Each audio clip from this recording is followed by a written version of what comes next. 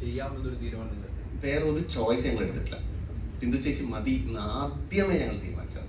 ബിന്ദു ചേച്ചി എന്നെ ചെയ്യണം. ബിന്ദു ചേച്ചി ഭയങ്കര എഫേർട്ട് ഇട്ട് ചെയ്ത്, ബിന്ദു ചേച്ചിക്ക് ഭയങ്കര ഇത് നല്ല കഷ്ടപ്പെട്ട് ചെയ്തേക്കുന്ന ഒരു ക്യാരക്ടറാണ്. പക്ഷെ നമുക്ക് അറിയാം ചേച്ചി അത് ചെയ്യുന്നുണ്ട്. അപ്പോൾ പക്ഷെ ഭയങ്കര ഭയങ്കര അടിപൊളിയായിട്ട് ചെയ്ത പോലെ എനിക്ക് ലാസ്റ്റ് ക്ലൈമാക്സിലൊക്കെ ഭയങ്കര ചെറിയ അല്ലേ ആക്ഷൻ പറയുന്നില്ല. തുടക്കം കാണിക്കുന്നത് തന്നെ ഭയങ്കര രീതിക്കാണ് ബിന്ദു ചേച്ചി കാണിച്ചിരിക്കുന്നത്.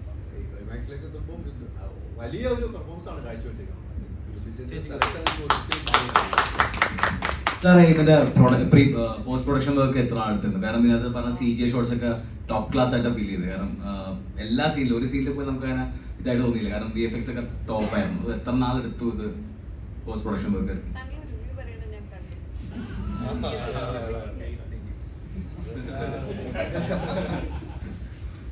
പോസ്റ്റ് പ്രൊഡക്ഷൻ ഞങ്ങൾ നല്ല ഏറ്റവും നല്ല സമയം കൊടുത്തത് VFX തന്നെയാണ്. VFX നല്ല സമയം ഞങ്ങൾ കൊടുത്തിട്ടുണ്ട്. കാരണം അവരൊന്നാമത് ഇപ്പൊ ഇതിനകത്ത് തന്നെ നമ്മുടെ വൺ ഓഫ് ദ പ്രൊഡ്യൂസേഴ്സിൽ രാഹുൽ ES, നമ്മുടെ ക്രിയേറ്റീവ് ഡയറക്ടറിന്റെ പുള്ളി ഓൾറെഡി VFXൽ അഗ്രഗണ്യാണ്. അപ്പൊ പുള്ളിയുടെ നിർദ്ദേശപ്രകാരം ഒരു ടീം നമ്മുടെ കൂടെ ഷൂട്ടിലുണ്ടായിരുന്നു. അപ്പം അവരുടെ സഹായത്തോടെയാണ് ഞങ്ങൾ പല കാര്യങ്ങളിലും, നമുക്ക് ചുമ്മാ ഇന്ററാക്ഷൻസ് ഒന്നും അങ്ങനെ കയറി ഷൂട്ട് ചെയ്യാൻ പറ്റില്ല. അപ്പൊ ഇന്ററാക്ഷൻ ഷൂട്ട് ചെയ്യുമ്പോൾ ഒരുപാട് കാര്യങ്ങൾ അതിനകത്തുണ്ട്. ആ ഇന്ററാക്ഷൻസ് എല്ലാം ഇവരെ വെച്ചാണ് പല കാര്യങ്ങളും. ക്ലൈമാക്സ് ഹോൾ ക്രൂ അവിടെ ഉണ്ടായിരുന്നു. അതല്ലെങ്കിൽ എങ്ങനെ വേണ്ട CGയിൽ ഒരാൾക്കും ഒന്നും കുറ്റം പറയാൻ പറ്റാത്ത CG അവർ ചെയ്തിട്ടുണ്ട്. വേൾഡ് ക്ലാസ് ഫീൽ ചെയ്തു.